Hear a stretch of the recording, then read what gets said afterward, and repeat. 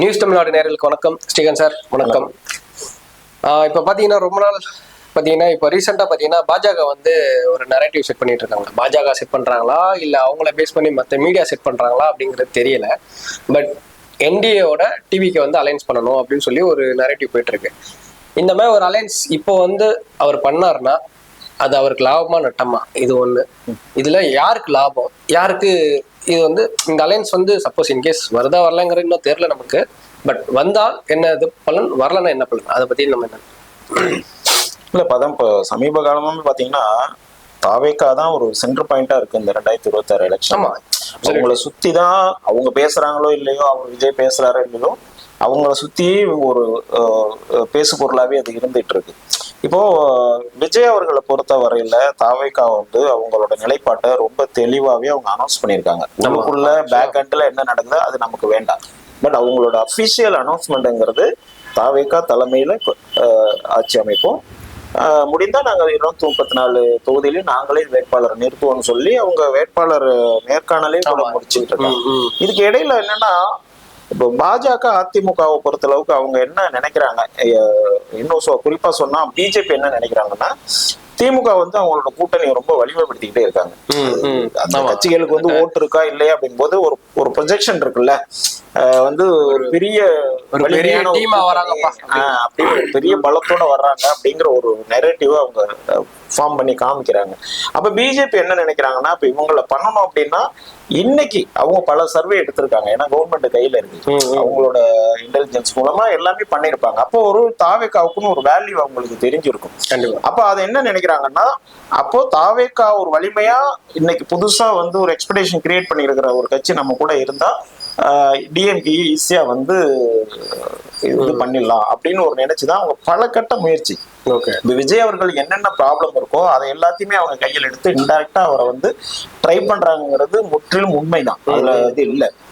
ஆனா விஜய் அவர்கள் வந்து இதுக்கு எந்த அளவுக்கு வந்து ஒத்து போவார் அப்படிங்கிறது ஒரு $1 மில்லியன் கேள்விதான். அதுக்கு வாய்ப்புங்கிறது, அவர் கொள்கை எதிரின்னு சொல்லிட்டாரு. ஆமா, அவர் வரும்போதே ஸ்டேட்மெண்ட் கொடுத்துட்டு வந்துட்டார். இப்ப போய் அவர் வந்து அவங்களோட போவாங்கிறது இம்பாசிபிள் தான். அது வாய்ப்பே கிடையாது, சுத்தமா கிடையாது. என்னன்னா இது மாதிரியான ஒரு நெரேட்டிவ் வந்து செட் பண்ணப்படுது. பிஜேபி கிட்ட போயிடுவாங்க. இப்போ பாத்தீங்கன்னா அந்த மூத்த பத்திரிகையாளர்கள் சொல்லிட்டு நீங்க போனாதான் ஜெயிக்க முடியும், அந்த மாதிரி ஒரு விஷயத்த மக்கள்கிட்ட சொல்லிட்டே இருக்காங்க. அப்போ இவங்க வந்து அங்க போனாதான் வின் பண்ண முடியும், இல்லைன்னா திமுக ஜெயிச்சிரும். இப்ப திமுக என்ன பண்றாங்க, எங்களை ஓட் பண்ணலன்னா பிஜேபி உள்ள வந்துடும் அப்படின்னு ஒரு விஷயத்துக்கு அவங்க பண்ணி இது நாள் வரையும் எலெக்ஷன் சந்திக்கிறாங்க இல்லையா. அதே பாட்டனை இவங்க எல்லாம் இந்த பத்திரிகையாளருங்கிற போர்வையில உட்கார்ந்து அவங்க பெய்ட் பீப்புள்ஸா இருந்து என்ன பண்றாங்கன்னா, இன்னும் சொல்ல போனா நல்லா கவனிக்கக்கூடிய பத்திரிகையாளர்களை வந்து என்ன பண்றாங்க, இப்படி ஒரு நெரேட்டிவ் செட் பண்றாங்க. நீங்க தனிச்சு நின்று தோக்குறதை விட திமுக நீங்க அடிக்கணும்னு நினைச்சா நீங்க பிஜேபி கூட இருந்தாதான் சரியா வரும் அப்படின்னு மக்கள் கிட்ட செலுத்துறாங்க. அப்ப மக்களே வந்து என்ன மாதிரின்னா, இல்ல அப்ப இவர் வந்தா இவர் ஓட்டு போட்டா எப்படி இருந்தாலும் திமுக தான் வரப்போகுது அப்படிங்கிற மாதிரி ஒரு விஷயத்த இவங்க பதிவு பண்ணி இவங்க வந்து பிஜேபி கொண்டு அவரை கொண்டு போயிடலாம். அதுக்கு பேக் எண்டா வந்து பாத்தீங்கன்னா அந்த ஜனநாயகன் பட பிரச்சனையை எடுத்து பார்த்தாங்க. அப்புறம் கரூர் சம்பவத்தை எடுத்து இப்ப இன்னைக்கு வரையும் அந்த சம்மன் கொடுத்து அவரை அலக்கழிச்சு அதுல ஒரு த்ரெட்டன் பண்ணி எல்லாம் பாக்குறாங்க.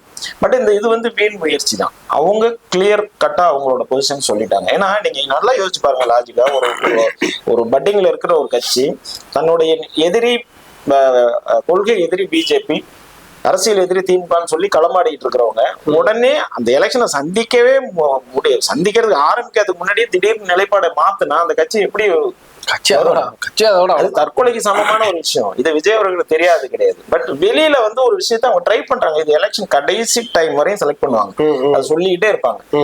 இப்படி போனா அப்படி வந்துடும், ஒரு கணக்கெல்லாம் போடுவாங்க. இவங்களுக்கு இத்தனை சீட்டு நீங்க வின் பண்ணலாம், உங்களுக்கு இன்னும் ப்ராப்ளம் இதெல்லாம் சால்வ் பண்ணலாம்னு என்னென்னமோ சொல்லி வந்து ட்ரை பண்றாங்க.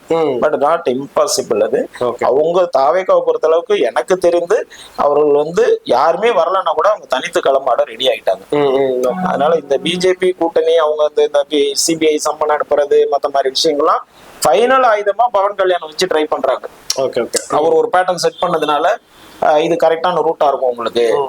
இப்போ எலெக்ஷன்ல கண்டஸ்ட் பண்ணி ஒருவேளை அது லாஸ் ஆயிடுச்சுன்னா என்ன இருக்கும், இப்ப இந்த மாதிரி போனா ஒரு பொசிஷன்ல உட்கார்ந்துடலாம் அப்படிங்கிற மாதிரி அதுக்கு ஒரு விஷயமா ட்ரை பண்றாங்க. அது 100% விஜய் அதுக்கு ஒத்து போக மாட்டார்.